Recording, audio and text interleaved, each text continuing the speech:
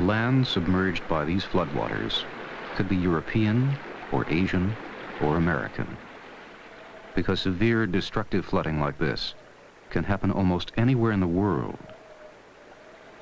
Among the most flood-prone areas are the coastal lands bordering continents and islands. For beachfront residents of Southern California, when the high winds of a Pacific squall come ashore during the year's highest tides, it is the worst possible combination. The resulting high waves break on the coastal cliffs and beaches, where the water tears away the sand and rock. Homes built at the edge of the sea become unwilling victims of the battering surf. Their wooden supports are no match for the millions of tons of water that hammer the shore. The waves quickly transform homes into rubble. Along the coastal strip, heavy rains overcome the soil's ability to absorb moisture. And on the hillsides, the saturated soil is heavy and unstable.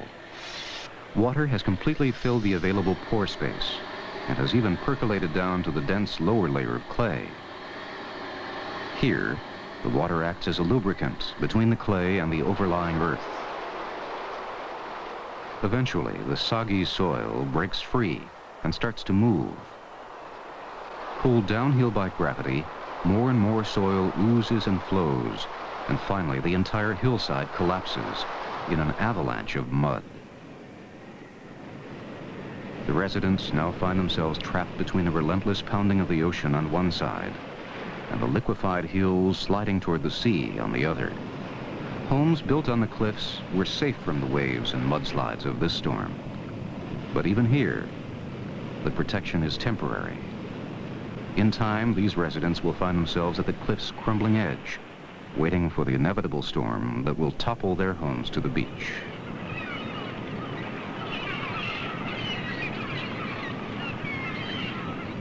Although little can be done to protect coastal residents from floods and mudslides, there is a network of tools that can give early warning of severe weather, and thus a chance to save property and lives. This is the National Weather Service field station near San Francisco. 850 kilometers overhead is the station's eye in the sky, the NOAA 9 satellite. Every 12 hours, as NOAA 9 passes in range, the station's dish antenna is directed toward the signal the satellite transmits. The signal sent by NOAA 9 is a record of the Earth's surface temperature scanned by an infrared sensor on board the satellite. The satellite-generated image of the Earth received by the weather station shows the distribution of radiant heat. The warm west coast of the North American continent is the dark blue mass to the right.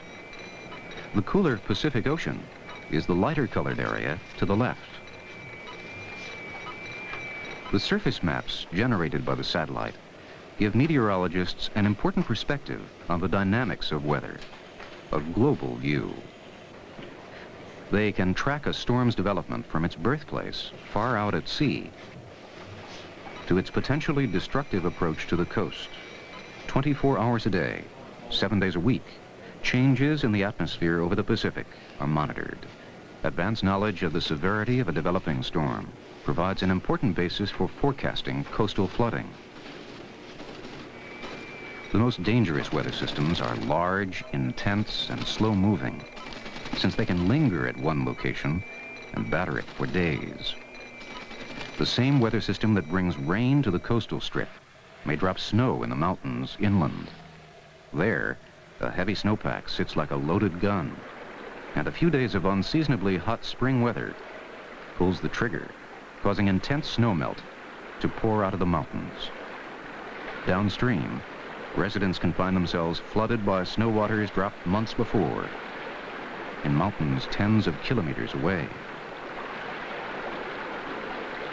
Block by block, Salt Lake City has been built in the path of snowmelt runoff from the surrounding mountains. Although culverts and other provisions were made to carry the flow, the meltwater of a snowy winter followed by an extra warm spring has overwhelmed the city. Following its downhill course, the water reclaims its natural paths and flows over old creek beds that are now asphalt-covered streets. The annual snowmelt and rain from nearly 800,000 square kilometers of the Rocky Mountains flows to the Colorado River through a huge network of creeks and streams called the Colorado Basin Drainage System. To gauge the extent of the western snowpack, each month surveyors from the U.S. Soil Conservation Service fly to 1,500 backcountry sites during the winter to spring. Samples are taken with a long aluminum tube which is driven into the snow. The length and weight of the plug of snow in the tube is an indication of how much water will be released during the spring melt. For the 4-centimeter diameter tube, every 30 grams of snow is equivalent to 2.5 centimeters of water. The monthly snowpack data is sent on to the Colorado River Basin Forecast Center in Salt Lake City, where along with other lines of environmental information, it becomes part of a computer model designed for flood prediction.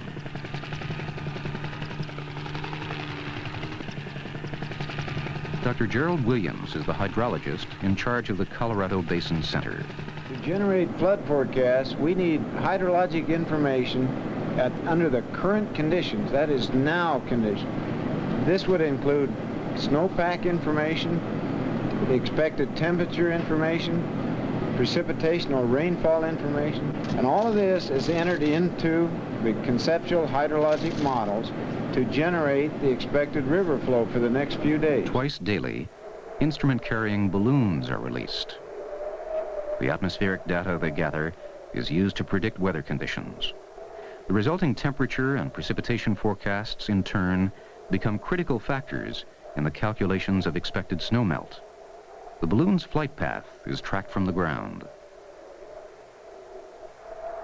Meanwhile, the balloon's instruments signal back the humidity, temperature, and barometric pressure as it rises to the upper atmosphere.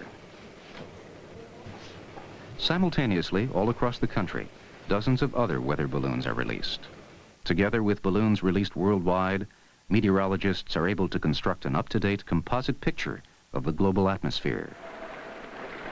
In addition to satellite and balloon-gathered information, river flow and precipitation readings are collected automatically at more than 2,000 recording stations around the country. Several times a day, many stations in the Southwest beam their readings to a satellite to be later transmitted to the computer at the Colorado Basin Forecast Center. The center issues flood warnings to all downstream locations in the drainage basin. And this year, the residents south of Salt Lake City will be among the first to get the bad news. This season's snowmelt is a deluge. The water spreads in a fan 2 kilometers wide and 25 kilometers long, covering the flat rural countryside.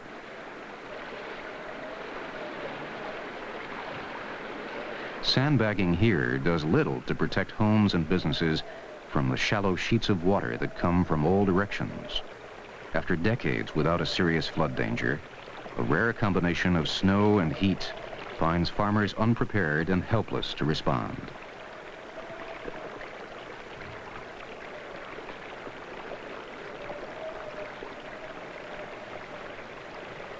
Further downstream, 75 kilometers south of Salt Lake City, day after day of rain and snowmelt saturate the mountains. Heavy with water, the liquefied soil flows, and blocks of boggy earth slide over the slick underlying bedrock. Finally, a landslide more than 2 kilometers long breaks free and rolls into the river valley, creating a natural earthen dam. With its course through the valley cut off, the river begins to fill the valley behind the landslide. Quickly, heavy equipment converges on the slide. They work to reinforce and stabilize the new dam. If the dam fails, the water trapped behind it will be released, and everything downstream could be washed away, including the city of Spanish Fork. With millions of tons of water pressing against the slide, it could collapse at any time. The gamble pays off. the new dam holds and a new lake is formed. But a heavy price is paid for the success. Trapped on the wrong side of the landslide, the small town of Thistle is drowned in the rising water. Homes torn from their foundations are floated to the surface. Slowly, they drift with the sluggish currents like a fleet of ghostly derelicts.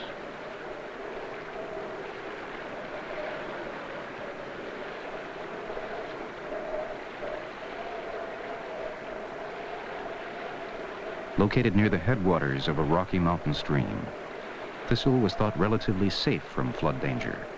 But in an instant, nature altered an ancient watercourse, and Thistle was gone.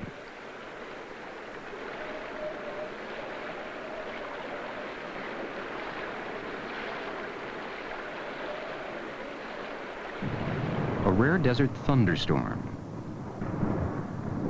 The rain rolls off the rocky terrain and into the gorges.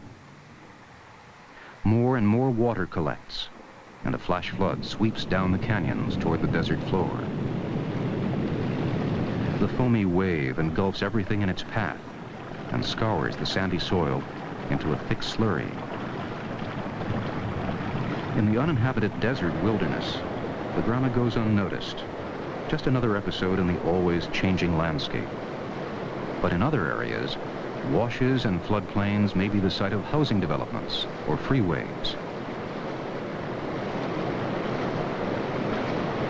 Still, with planning, we can provide for the flow of the water. Dams built along the Colorado River, for example, have reduced the number and severity of downstream floods, and even conserved water, precious in the arid region.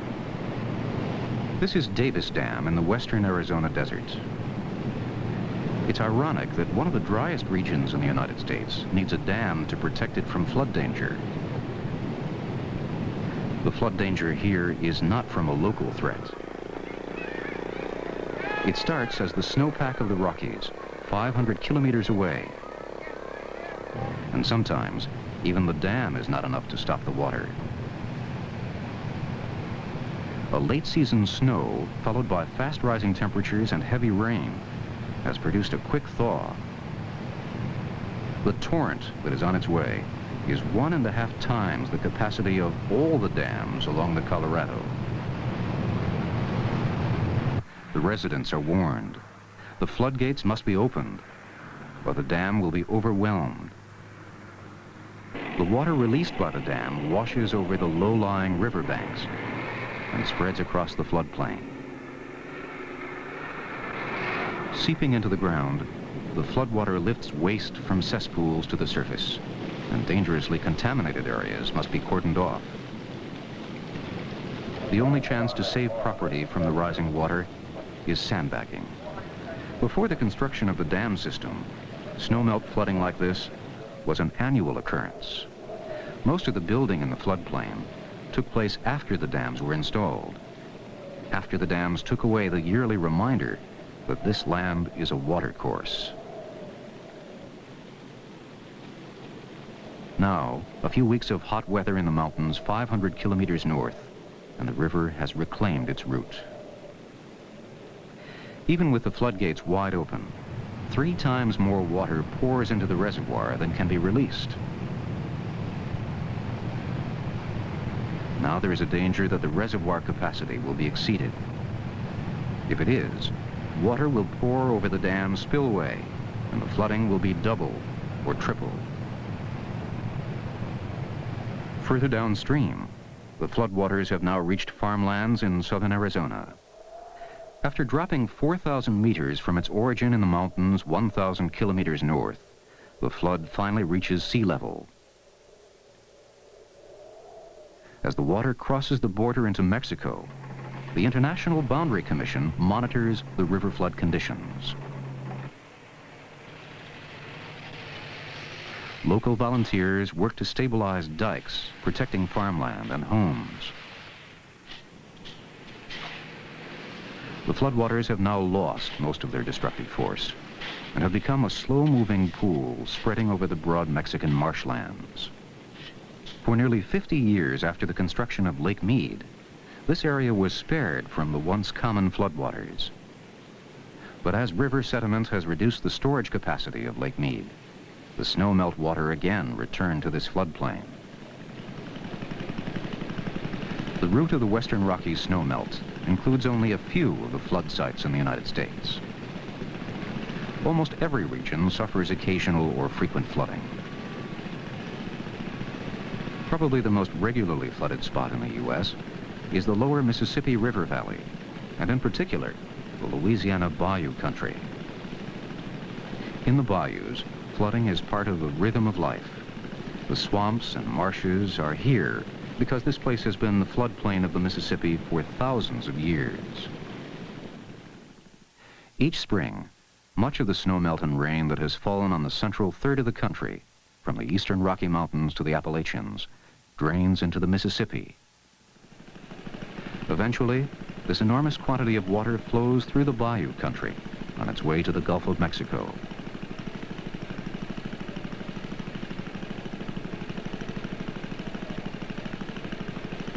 Everyone knows it's coming, and everyone prepares as well as possible. But because the route of the floodwaters is so flat and wide, controlling the water with dams is impossible. Instead, a network of levees was designed to channel the flow safely around the towns, and usually they do. But this year, the levees are no match for the quick thaw in the Rockies. The river continues to rise. The Flood Forecasting Center issues another warning. The expected crest water will be higher than the riverbanks and primary levees. Now, even the dike-protected lowlands are threatened. Delta farmers have been through it many times before and respond almost automatically. All equipment that can be driven or trailered is moved to high ground. Now the vigil begins. Will their homes and crops rooted in the lowlands survive the flood? Will the high ground they have chosen be high enough? The water tops the river channel, marked by the dense tree line, and pours onto the floodplain. And once more, the low-lying bayou homes and farms are covered by the murky flow.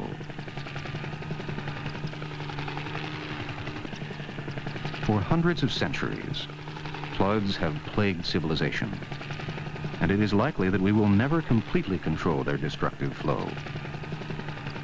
But thanks to dedicated scientists using satellites and computers, we can at least provide flood warnings. Today, we can predict a coming flood.